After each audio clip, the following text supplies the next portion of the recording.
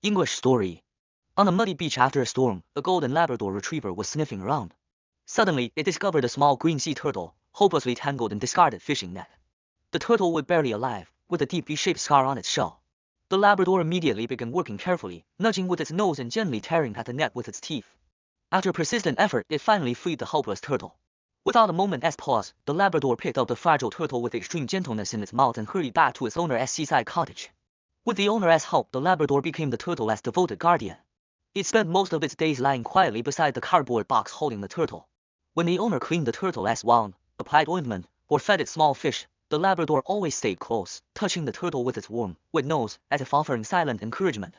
The turtle seemed to sense this kindness, paddling its small flippers whenever the Labrador approached. Weeks later, the turtle's shell had healed, and it was full of energy.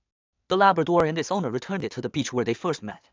The Labrador waded into the shallows and gently nudged the turtle with its nose, guiding it towards the deeper, bluer ocean.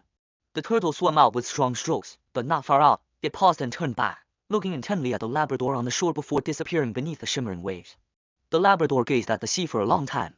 On the sand, its paw prints and the turtle's flipper prints overlapped for the last time. Months later, an unprecedented typhoon brought a devastating storm surge. Raging seawater breached the seawalls. The Labrador, patrolling the shore, was instantly swept into the cold, violent sea by a massive wave. It struggled desperately in the dark, churning water, choking on the brine, its strength fading.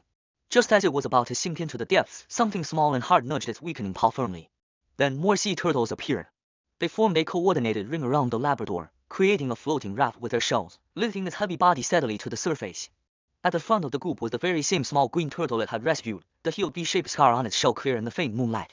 This small turtle convoy, like a silent rescue team, pushed against the wind and waves, steadily guiding and supporting the exhausted Labrador, delivering it safely back to the familiar sand.